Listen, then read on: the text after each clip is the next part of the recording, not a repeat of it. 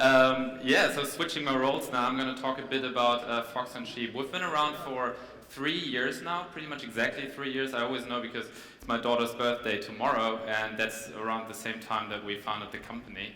And so we build we believe so, high quality digital toys for kids. We release around 3 to 4 apps a year. That's kind of our schedule, or what we're trying to do. And we have, our setup is, we're a very small team, only have 3 people in Berlin. We have an amazing agency, Egmont is here today, that we're working with in Shanghai, where all our development team and animation is, and they develop all our apps. And then we work with very talented illustrators and artists together to bring everything together and make it happen. And we work kind of on a project basis because we believe what Raoul said earlier, you really need to get top-notch artists, get the best people together, and we believe it's hard to employ them, so we work on a project basis together. One of our most known apps is Nighty Night. It's it's been around for a long time, and most successful app so far. There's also the Little Fox, and last year Little Builders that we launched. So what I'm going to talk about today, we're really going to dive deep into our 4 big launches that we did last year and kind of look at the numbers and then trying to learn what worked and what didn't work and how can we use that information maybe to be predicting better hits for the future. Because I think as we understand it, we are in a hit business, so it's very similar to the movie industry or the games industry of the budgets you have are very similar. We always invest 50,000 to 100,000 euros per app, but then in order for it to really work, you need a blockbuster. Then blockbuster meaning, come to that later, a few 100,000 euros in revenue within the first month or the first half a year. And we look how that worked for us last year, and we see how we can have mechanisms or tools to better predict in the future before releasing an app if it's going to be a hit or not. And then I want to start a discussion with you, what you think, what are the dangers or the risks of that very number data-driven approach, and maybe what you're missing out on. So our 4 big launches last year were Little Builders. It actually launched exactly a year ago. It was a week after the conference last year. We launched Hat Monkey. Maybe if you were here last year, you'll definitely remember Chris dancing on stage doing the monkey dance. And we developed an app together, really amazing. It was a lot of fun. Nighty Night Circus, which is the sequel of Nighty Night. Concept and art again by Heidi Wittlinger. She's here as well today.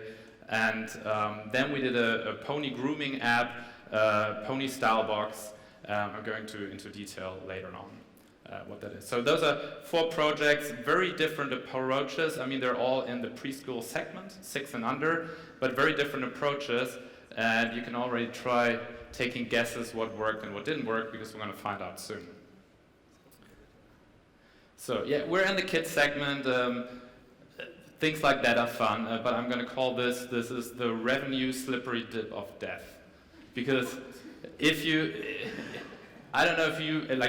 check out your revenue charts of the 2 or 3 months after launch, at least for us, it pretty much looks like that.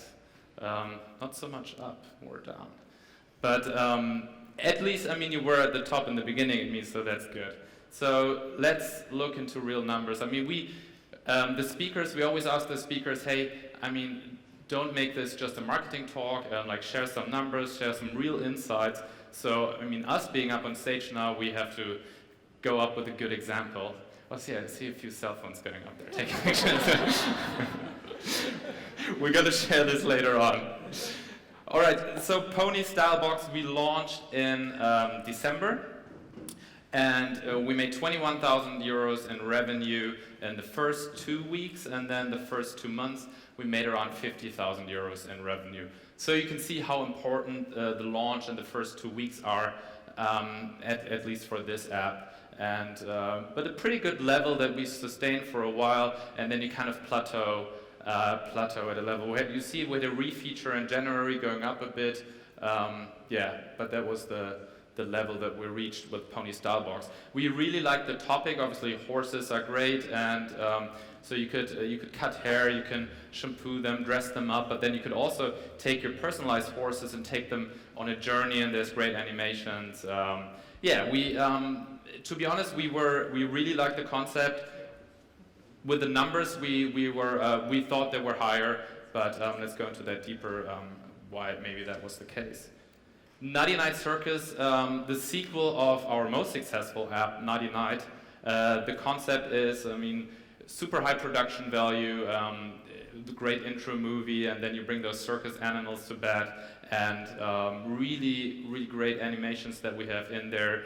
And we hear from a lot of parents with Nighty Night and Nighty Night Circus.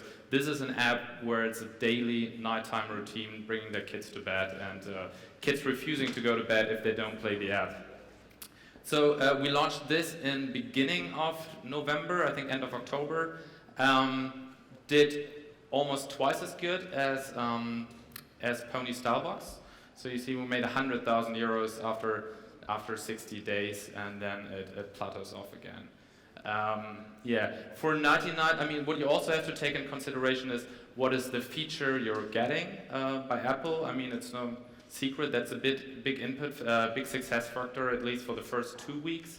For Nighty Night, it was a bit bigger, but similar to Pony Style Box, the feature. Head Monkey. Head Monkey was we had this vision of we're going to have some really great art. Chris is an up-and-coming or really successful picture book artist in the UK and getting lots of rewards worldwide. And we thought hey, we have to try something new. We have to bring new styles, new art to the App Store, and really great animations. And if you look at design blocks, people love it. Getting really great reviews, people being super enthusiastic about it. And when you look at the numbers, it was underwhelming for us. 2 months, 15,000 euros. So definitely not profitable for us. And when we started, we couldn't have predicted this because we all loved the app. We had great play testing. Bloggers gave great reviews. We're getting good reviews. So so those were the numbers for Head Monkey. Our fourth app, Little Builders, that we launched exactly a year ago. Pretty different numbers. So the first 2 weeks, we already made the money back that we invested, and even a bit more. So almost 160,000 euros in the first 2 weeks, and then the first 2 months, 220,000 euros. This app has made over €500,000 euros in the first year. We're super happy with that, and but then the question was, why did this work better than the other stuff? This app is. I think we have great promo art. You really know what you're getting from the screenshots and from the title. It's really clear, I think. Little Builders, construction site app for kids. You can drive around with diggers. You can dig stuff up. You have trucks moving. So it's really, we wanted to give kids the possibility to not just click stuff and then animations play. Really give them the freedom to really, as if they had a real digger and they could play with it. Give them a digital experience of that. And obviously we had a good feature for that app, but we always launch on Wednesday, and then Thursday comes the App Store rollover and the features. And this app, Little Builders, was already #1 of the kids app Store charts in a lot of countries, even before any feature. So we saw immediately this works well, it really clicks well, and people like it and buy it. So now the question is, we launched those 4 apps, and could we have known this before? Or how do we make sure in the future that with the same effort we're putting in, there's one app that's making not even 20,000 euros in 2 months, and there's one app that's making 10 times as much, or even more than 10 times as much. So as we said, we're in the hit business, and it's very close to what game companies have to deal with. So we thought, let's look at what they are doing. So big game companies like Supercell and Wooga, they only have hits, right?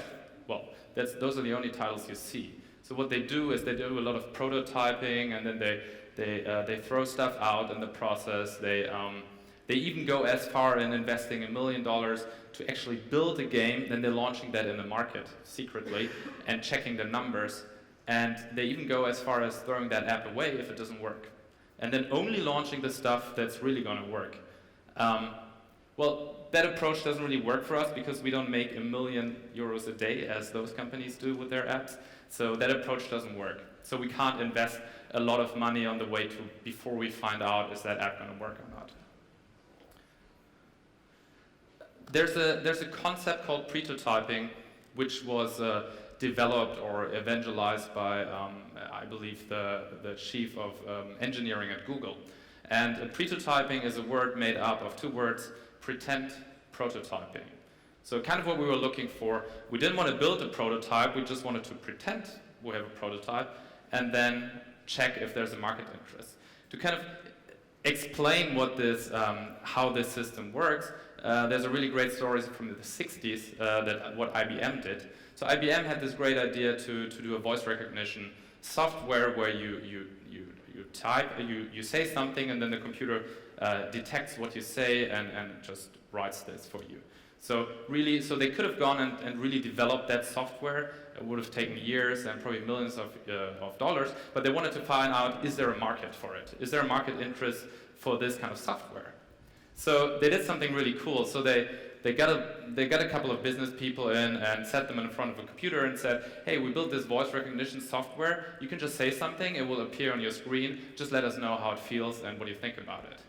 Well, what really happened, there was no software. In the next room, there was just people sitting, listening, typing along, pretending this was actually a voice recognition software, but it wasn't. But it felt the same. The experience was the same. So they had to invest no money to find out. Actually, at that point, people didn't really like it. It felt kind of strange to talk into a machine and then have the typing. They enjoyed to have the real typing experience. So in the end, IBM decided not to develop it. Well, they didn't have to spend millions. They only spent a couple of bucks on this test or a few $100s to set up the test. So prototyping is a great tool and a mindset of how can you pretend there is something to test market interest.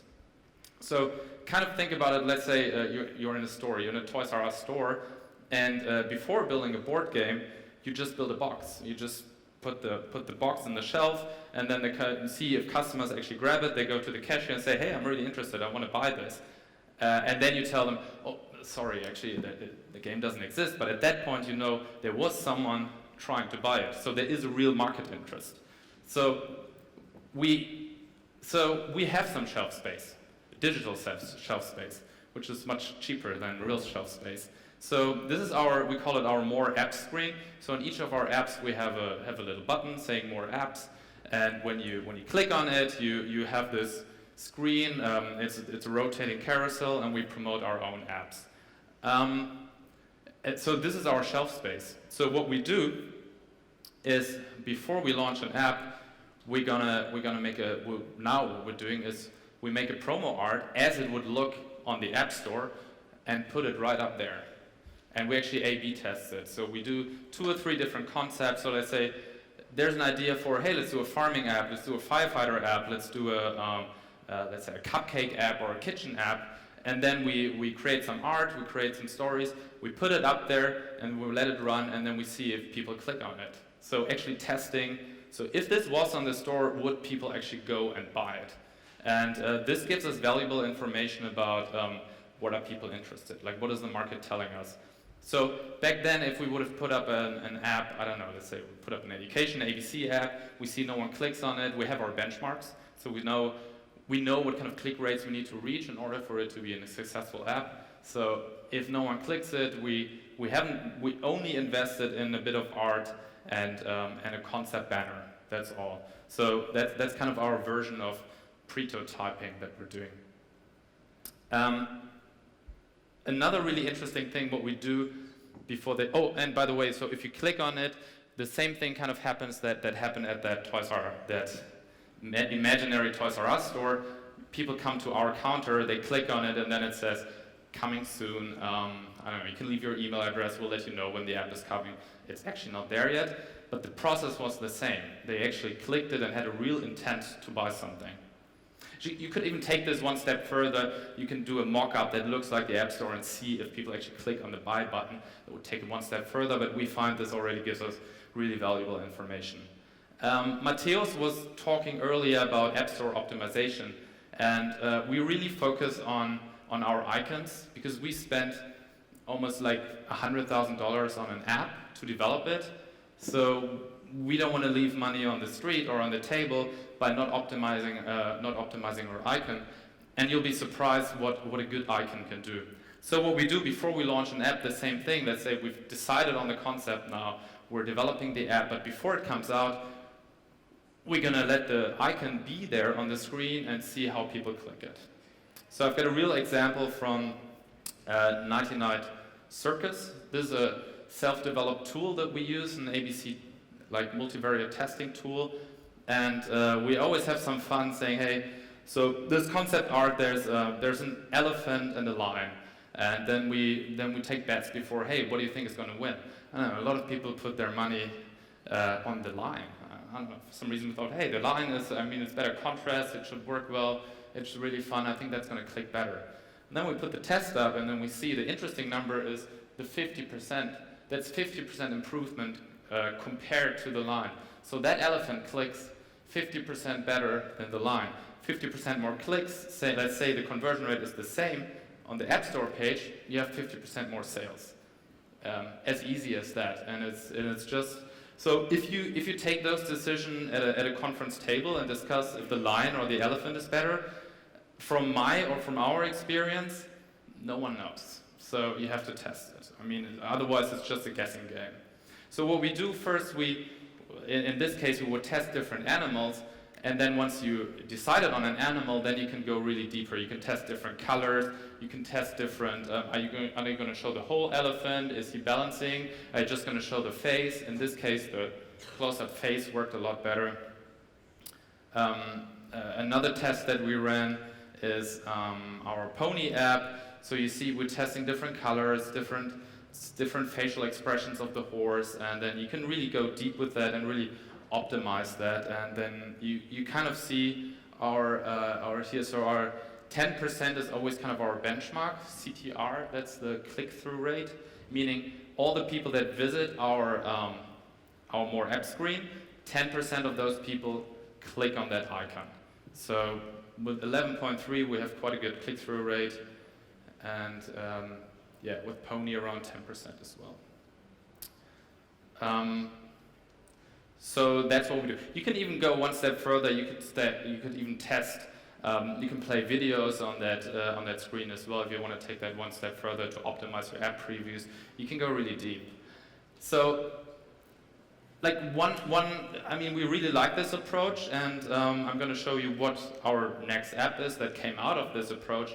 But I see some risks in it as well, and I'm happy to discuss this with you later. If you do this really data-driven, hey, what topic is going to work, let the market decide, are we just going to be too narrow-minded and just do the obvious things that customers want already anyways, and is there no innovation anymore because you're not doing the crazy things that might not work as well on the screenshots, but people really love the app, and then the word is spreading, and then people are downloading it, and you get great reviews. And so will this approach kind of make you narrow-minded? On the other hand, we're trying to run a business, and we kind of want to make sure before we start developing something that it's going to work. So I'm going to have a little preview for you of the next app we're launching. And it's the sequel for Little Builders. No surprise. If Little Builders worked well last year, we're going to do a sequel for that one. And it's called Little Farmers. And here's a little preview video. We're launching mid of June. So here it is.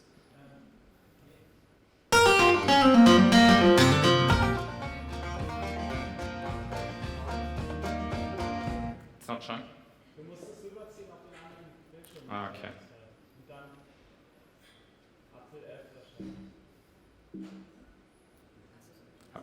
Apfel F hatte.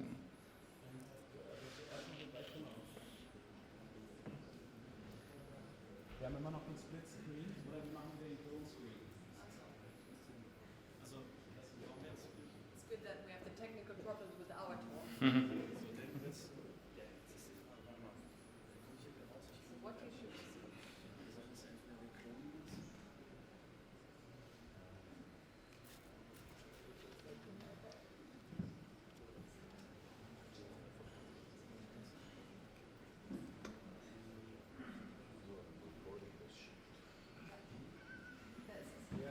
Okay.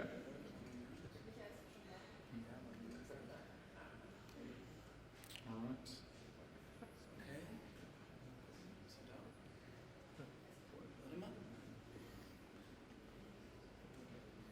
Yeah, okay, great. All right, so we're going to try this again, our little farmers.